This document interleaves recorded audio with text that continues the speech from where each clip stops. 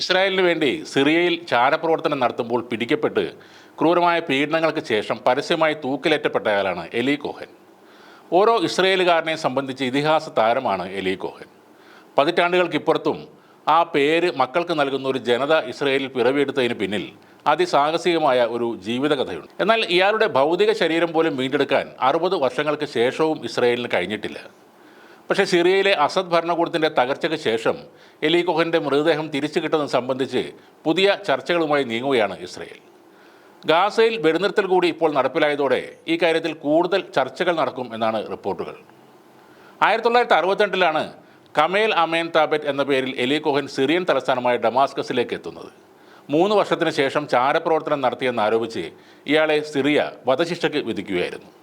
ഇയാളുടെ മൃതദേഹം വിട്ടു നൽകുകയോ ഇത് സംബന്ധിച്ച വിവരങ്ങൾ ഇസ്രായേലിന് കൈമാറുകയോ ചെയ്യാൻ സിറിയ തയ്യാറായിരുന്നില്ല. 1957 ഈജിപ്ഷ്യൻ ജൂതനായ എലി കോഹൻ ഇസ്രായേൽ മിലിറ്ററി ഇൻ്റലിജൻസിൽ ചേരുന്നത്. 60 അദ്ദേഹത്തെ സിറിയൻ ദൗത്യത്തിനായി നിയോഗിച്ചു. കണ്ടാൽ ഒരു സിറിയൻ ബിസിനസ്സുകാരനെ പോലെ തോന്നിക്കുന്ന എലി കോഹൻ പതുക്കെ സിറിയയിലെ ഉന്നത ഉദ്യോഗസ്ഥരുമായി സൗഹൃദം സ്ഥാപിച്ച് സിറിയയുടെ പ്രതിരോധ രഹസ്യങ്ങൾ ചോർത്തി മൊസാദിന് നൽകി.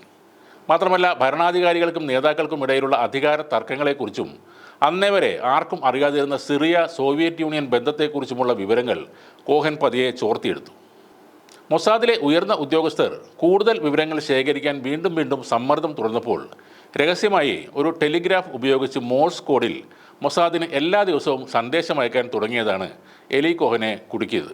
സിറിയൻ സൈനിക മേധാവിയുടെ റേഡിയോ ട്രാൻസ്മിറ്ററിൻ്റെ പ്രവർത്തനം ഇടയ്ക്കിടെ തടസ്സപ്പെടുന്നുണ്ടായിരുന്നു. അതിൻ്റെ കാരണം കണ്ടെത്താൻ നടത്തിയ അന്വേഷണമാണ് സിറിയൻ സൈന്യത്തെ ഞെട്ടിച്ച ഈ ചാരപ്രവർത്തനം വെളിയിൽ കൊണ്ടുവന്നത്.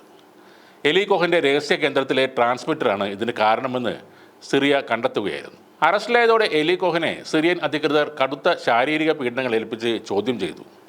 തുടർന്ന് വധശിക്ഷയ്ക്ക് വിധിച്ചു. എലി കോഹനെ വിട്ടുകിട്ടാൻ എന്തും നൽകാൻ ഇസ്രായേൽ അന്ന് ഒരുക്കമായിരുന്നു. എന്നാൽ ഒരു ഒത്തുതീർപ്പിനും സിറിയ വഴങ്ങിയില്ല. അങ്ങനെ 1965 മെയ് 19 സിറിയൻ തലസ്ഥാനമായ ഡമാസ്കസിലെ മർജ സ്ക്വയറിൽ വെച്ച് എലി കോഹനെ പരസ്യമായി തൂക്കിലേറ്റി. അതിനുശേഷവും മണിക്കൂറുകളോളം ആ മൃതദേഹം തൂക്കുകയറിൽ തന്നെ കിടക്കുകയായിരുന്നു. മൃതദേഹമെങ്കിലും വിട്ടുതരണമെന്ന് ഇസ്രായേൽ അഭ്യർത്ഥിച്ചെങ്കിലും സിറിയ അതിനും തയ്യാറായില്ല. രഹസ്യമായി അടക്കം ചെയ്ത എലി കോഹൻ്റെ മൃതദേഹം എവിടെയാണെന്ന വിവരം ഇപ്പോൾ സിറിയൻ രഹസ്യാന്വേഷകർക്ക് പോലും അറിവില്ലെന്നാണ് ഇസ്രായേലും കരുതുന്നത്. 2004 തങ്ങളുടെ ഏജന്റിൻ്റെ ഭൗതിക അവശിഷ്ടങ്ങൾ വീണ്ടെടുക്കാൻ മൊസാദ് ശ്രമങ്ങൾ തുടങ്ങിയത്. തുടർന്ന് നടത്തിയ അന്വേഷണത്തിൽ എലി കോഹനെ അറസ്റ്റ് ചെയ്തത് മുതൽ തൂക്കിലേറ്റിയത് വരെയുള്ള ഉദ്യോഗസ്ഥരെ മൊസാദ് തേടിപ്പിടിച്ചിരുന്നു. അവരിൽ നടത്തിയ അന്വേഷണം കൊണ്ട് കോഹൻ്റെ വാച്ച് അവർക്ക് കണ്ടെത്താനായി. സ്വിസ് നിർമ്മിത ആഡംബര വാച്ചായിരുന്നു കോഹൻ ധരിച്ചിരുന്നത്.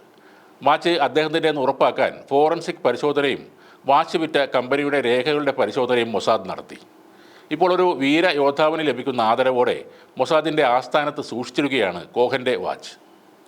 ഇപ്പോൾ ഇസ്രായേൽ വീണ്ടും എലി കോഹൻ്റെ ഭൗതികാവശിഷ്ടം വീണ്ടെടുക്കാനുള്ള ശ്രമങ്ങൾ തുടരുകയാണ്. തങ്ങൾ കാണിച്ച അമിതമായ ആവേശം കാരണമാണ് കോഹൻ പിടിക്കപ്പെട്ടത് എന്ന് മൊസാദിനും അറിയാം. ഇപ്പോൾ ഏതു വിധേനയും ആ ഭൗതിക അവശിഷ്ടങ്ങൾ ലഭിച്ചാൽ തങ്ങളുടെ എക്കാലത്തെയും മികച്ച ചാരനായിരുന്ന എലി കോഹന് ഉചിതമായ രീതിയിൽ ഒരു സ്മാരകം പണിയുകയാണ് അവരുടെ ലക്ഷ്യം.